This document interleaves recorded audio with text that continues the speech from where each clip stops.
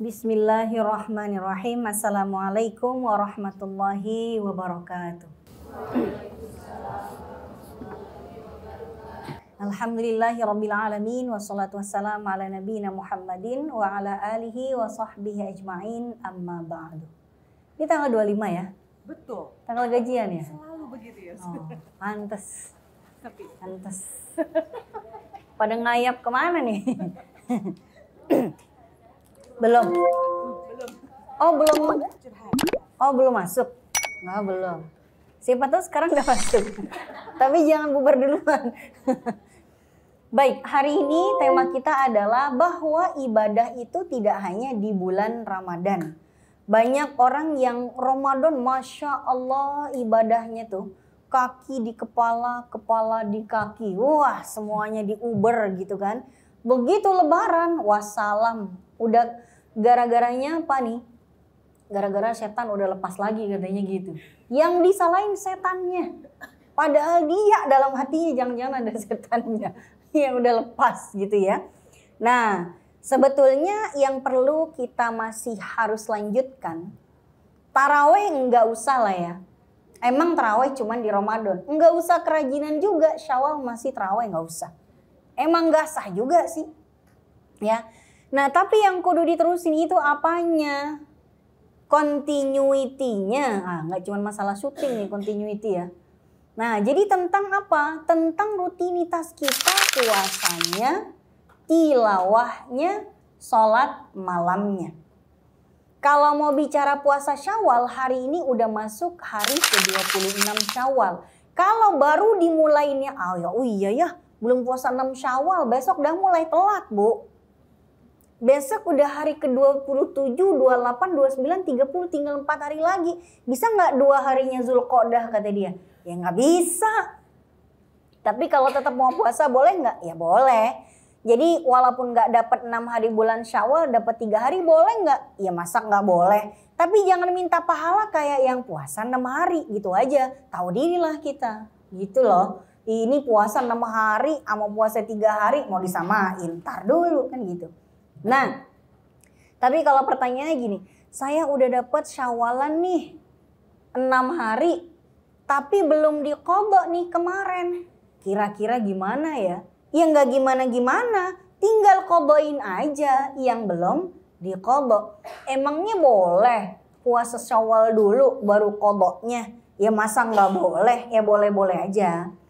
Kenapa kebanyakan khususnya perempuan itu lebih memilih Syawalan dulu daripada qodho? Karena itulah yang paling bisa dilakukan. Khususnya dalam konteks keindonesiaan. Seminggu pertama Syawal kita habiskan di mudik kampung halaman. Seminggu kedua kita habiskan di arus balik. Seminggu yang ketiga kita habiskan di halal bihalal.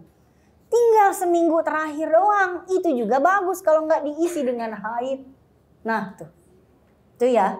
Nah ya sudah, kalau bisa Syawal 6 hari dulu baru qodho, ya sudah silakan. Toh berurutan juga nggak harus bahkan. Jadi misalnya kemarin saya udah 3 hari nih, tinggal 3 hari lagi. Bisa nggak besok sama lusa sama besoknya lagi tuh 3 hari? Bisa nggak? Bisa tuh. 6 hari, yang penting 6 hari di bulan Syawal dalam kondisi tidak haid, tidak nifas, kira-kira seperti itu. Sedangkan qodho itu waktunya muassa, sangat diluaskan. Diluaskan sampai kapan? Sampai sebelum datang Ramadan tahun berikutnya. Jadi kalau misalnya kita udah Syawal nih, anggaplah tinggal qodho doang. Kapan yang terbaik untuk mengqodho? Yang paling cepat makin baik. Kalau bisa dimulai besok ya besok. Ah santai dulu kali, masih ramai nih halal bihalal boleh. Zulqa'dah masih halal bihalal nggak? Masih. Ya, orang Indonesia halal bihalalnya itu 2 bulan Bu. Nah kalau Maulid 6 bulan. Banyakan peringatannya kita kan. Nah, jadi kalau Zulhijjah gimana dong? Lagi ngabisin daging kata dia. Ya udah. Terus kapan? Muharram bisa nggak? Ya bisa aja sih. Cuman jangan sampai tarsok-tarsoknya tiba-tiba kita masuk lagi ke bulan Ramadan tanpa kita sadari. Begitu udah masuk akhir Syaban baru ya Allah masih punya hutang 14 hari kayak gitu. 14 hari lagi. Akhirnya dia puasa kodoknya tuh akhir-akhir Syaban menjelang Ramadan. Boleh nggak? Iya boleh, tapi jangan minta pahalanya segede orang yang udah kodokin di awal-awal. Ibaratnya timbangannya, kalau misalnya timbangannya nggak berat-berat amat, ya terima aja ntar gitu kan. Nah, masalahnya kalau kita nanti mengkodoknya itu udah mepet-mepet banget, tahu-tahu kita masuk ke Ramadan 2026 dan kita masih punya hutang di 2025 ini. Itu kan nanti kena konsekuensi. Konsekuensinya apa? Ya dosa. Pertama dosa dulu. Kenapa? Karena melalaikan kewajiban sampai habis temponya. Sampai habis waktunya padahal dia harusnya bisa melakukan sebelum datang sampai belum datang Ramadan tahun berikutnya. Yang kedua kewajiban dia, konsekuensi yang kedua selain dia dapat dosanya itu ya dia istighfar, dia taubat, jangan ngulangin lagi. Konsekuensi berikutnya ya dia harus tetap mengkodoknya. Kodoknya kapan? Apakah boleh kita mengkodok utang puasa 2025 dikodok di Ramadan 2026? Enak bener. Nggak bisa. Bisa nggak? Ya Allah saya niat puasa besok untuk Ramadan tahun ini sama tahun kemarin sekalian dikodok. Sama tahun kemarinnya lagi. Sama yang dulu ya Allah waktu saya SMA masih jahiliyah. Banyak banget rapelannya. Nggak bisa dong. Jadi kodoknya ya sudah tunggu Ramadan yang sekarang lewat dulu. Karena tidak bisa mengkodok puasa di dalam bulan Ramadannya. Tapi yang jadi konsekuensinya adalah denda keterlambatan pembayaran, Bu. Itu ya. Nah, ada denda nih keterlambatannya. Apa dendanya? Fidyah dong. Misalnya tahun 2025 ini kita punya hutang 6 hari untuk berpuasa.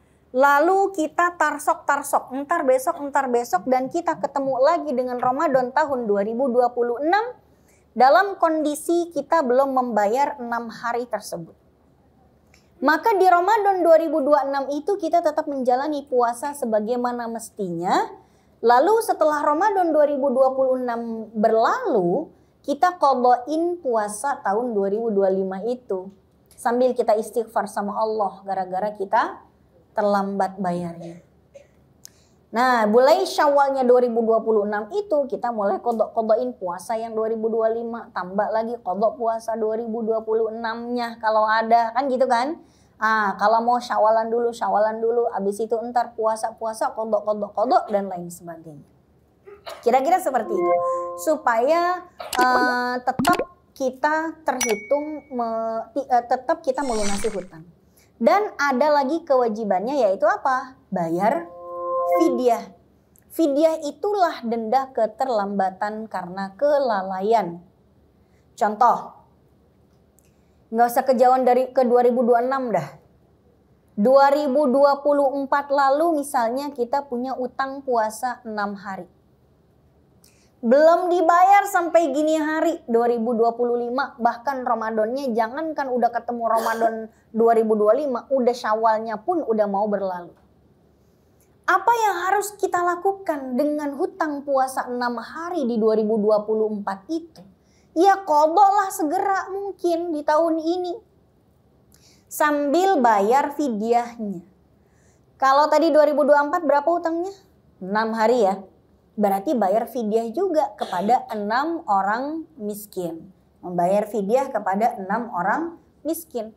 Saya 2024 udah saya bayar tuh 3, tinggal 3 lagi. Jadi saya utang puasanya 2024 masih ada 3. 2025 kemarin ada 6, berarti 3 sama 6, 9 utang saya. Nah, berarti bayar fidyahnya berapa? Bukan 9 dong, 3. Yang 6 2025 kan belum jatuh tempo. Iya kan? Kira-kira seperti itu. Baik. Nah, itu tentang puasa. Tentang ngaji deh misalnya. Tilawah. Kadang-kadang di bulan Ramadan, Masya Allah orang pada rajin banget ngaji. Iya kan? Di mana-mana ngaji. Kadang-kadang di kereta wus tuh ya. Ngaji dia. Di MRT dia ngaji. Di LRT dia ngaji. Masya Allah. Begitu kelar Ramadannya masuk bulan Syawal. Tahu dah tuh kemana lagi tuh keinginan ngajinya udah hilang. Dikira Allah cuman ada di bulan Ramadan doang kali. Ibadah itu nggak hanya di bulan Ramadan, tetap kita harus kontinukan, rutinkan. Walaupun semangatnya tidak sesemangat di bulan Ramadan, kita tetap lanjutkan. Ahabbul a'mali ilallahi adwamuha wa in qalla. Bahwa apa? Bahwa perbuatan yang terbaik, kata Nabi, itu adalah perbuatan yang istiqomah, rutin terus dilakukan walaupun cuma sedikit. Kalau Ramadan mungkin saya husnudzon jamaah MNC ya. Sehari habis kali minimal 1 halaman kali lah ya. Ya nggak Mbak Liza? Minimal tuh husnuzonnya. Sehari minimal segitu, iya kan? Selembar mah setengah jam udah habis. Setengah jam habis 2 lembar kali Bu. 2 lembar berarti 4 halaman tuh ya. Kalau jamaah MNC mah seminggu 10 juz kali ya. Itu kan? Jadi 3 minggu kelar tuh 30 juz. Wah, karena seminggu berikutnya udah siap war tiket mudik. Jadi langsung khatam tuh seminggu 10 juz. Seminggu 10 juz, Masya Allah. Begitu nggak ada kerjaan, bengong ngaji. Nggak pernah gibah MNC mah. Nggak ada. Ngaji mulu tuh, khususnya Ramadan. Nah begitu Ramadannya kelar, ngajinya ganti gibah nggak tuh kalau lagi ngumpul? Itu aja sih pertanyaannya. Nah gitu loh. Nah jadi kalau misalnya seminggu dulu targetnya 10 juz, sekarang seminggu minimal 1 surat dah. Tapi jangan kulhu suratnya. Al-Baqarah gitu, insya Allah Al-Baqarah nih hatam nih seminggu. Enak, gak apa-apa. Dikit-dikit aja. Sehari selembar gak apa-apa. Atau nggak bisa dah kalau selembar banget. Yang penting continue. Sehari 3 baris deh. 3 baris tuh. Kulhu aja itu. Yang penting continue. Yang penting rutinnya. Lebih baik kata Nabi rutin walaupun dikit. Daripada banyak. Cuman sesekali doang. Ada orang tahajud tuh. Kalau lagi punya masalah aja. Giliran putus cinta. Tahajudnya Masya Allah sampai hampir subuh dia. Sampai hitam jidatnya gara-gara lupa pakai krim malam. Tapi giliran gak ada masalah lagi bucin-bucinnya, boro-boro dia sholat tengah malam, yang ada tiap malam nunggu. Belum ada WhatsApp nih dari Ayang. Ayang. Gitu ya. Enggak begitu. Jadi gini, kalau di bulan Ramadan tahajudnya misalnya 10 rakaat per malamnya nih. Kalau di luar Ramadan 2 rakaat boleh kali. Enggak tiap malam dah. Seminggu 3 kaliin. Enggak seminggu 3 kali dah. Seminggu sekali aja 2 rakaat. Yang penting rutin. Jadi minimal malaikat itu nungguin kita gak kelamaan, kagak absen-absen nih orang gitu kan. Dan kalau Allah sayang sama kita, kadang-kadang tanpa sadar, tanpa kita minta, saking sayangnya Allah sama kita, tengah malam itu kita dibangunin dengan apa? Disentil kantung kemih kita buat pengen pipis, bangun ya kan. Bangun tuh maksudnya kalau bangun tengah malam jam 3 itu disuruh bangun buat ke kamar mandi, pipis, habis itu wudu. Bukan habis pipis langsung tarik selimut lagi. Bukan, kata malaikat, ya Allah nih orang kagak paham juga, dibangunin biar sholat malah tarik selimut lagi. Apa gua bangunin pakai suara? Kalau pakai suara kitanya kelang kabut. Suara siapa nih? Kan jadi bingung. Nah maka jamaah sekalian, kita harus bisa menangkap isyarat kasih sayangnya Allah sama kita gitu loh. Kadang-kadang kasih sayangnya Allah itu cuma sekedar nyentil kantung kemih doang di tengah malam. Tapi kadang-kadang ada yang lebih dari itu.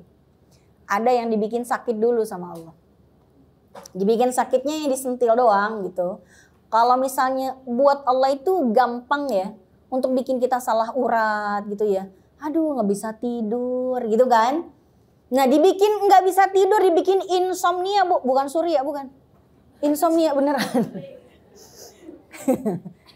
Insomnia beneran nih tengah malam. Baru tidur sebentar, tengah malam udah nggak bisa tidur lagi. Ya itu isyarat, biar bisa sholat gitu loh.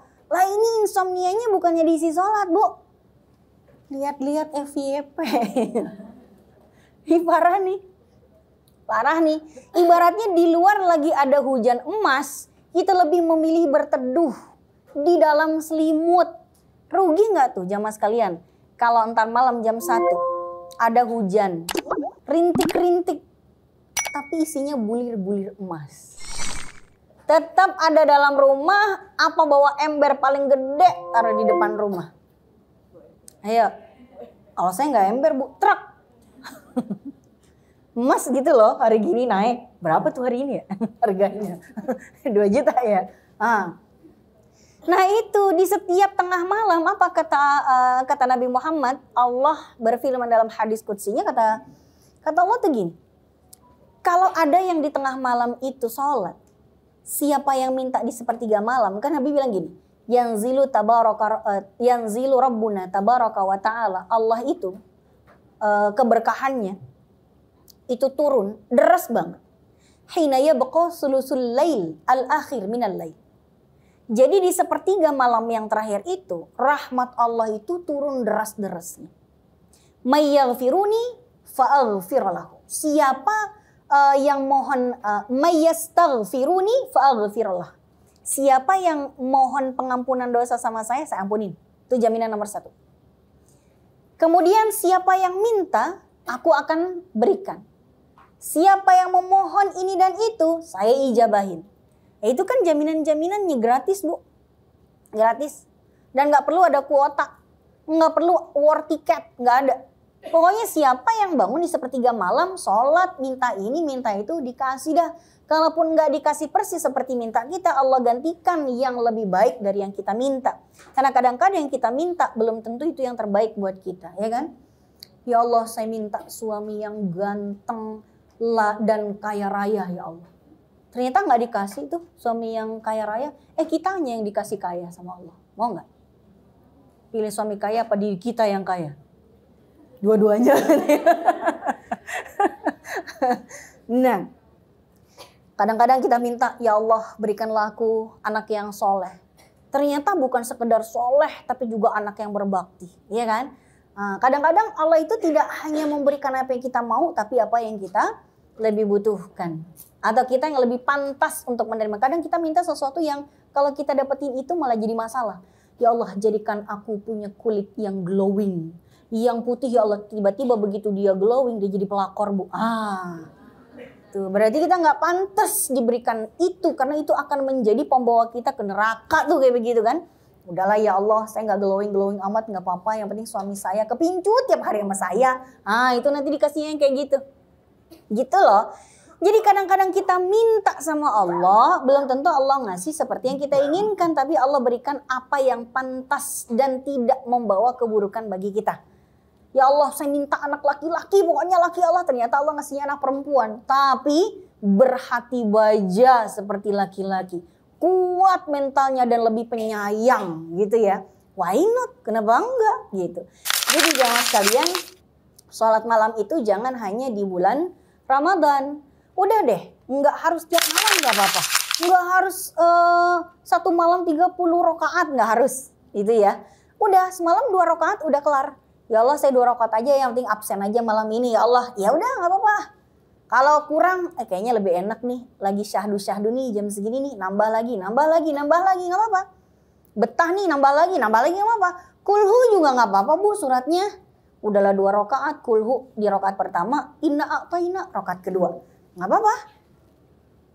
Emang orang sholat pasti pakai kulhu. Saya mau nanya, ada nggak jamaah sekalian yang kalau sholat nggak pakai kulhu? Ada? Ada bu? Nggak. Kalau nggak tahu ya, kalau jamaah MNC tuh lain kali ya. Rakaat pertama jangan-jangan Ar-Rahman, rakaat kedua Al-Waqi'ah. Jangan-jangan kan, masa husnuzon nggak boleh. Nah kalau saya mah kulhu aja bu udah. Cuman di rakaat yang satunya lagi, itu divariasikan.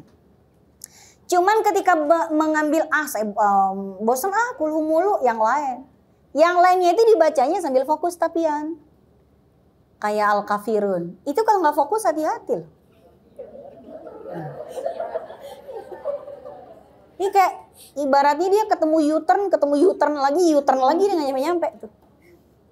Wala antum ma'abiduna ma'abud wala ana 'abidun ma'abadtum wala antum ma'abiduna ma'abud wala ana 'abidun ma'abadtum wala antum ma'abidun wala ana 'abidun wala antum wala ana gitu aja terus sampai lebaran kuda bu. Nah keluar. Karena nggak fokus. Akhirnya gara-gara dia bingung sendiri. Kok nggak kelar-kelar sih gue doanya? Ah udahlah ganti lagi katanya. Bismillahirrahmanirrahim. Qul huwallahu.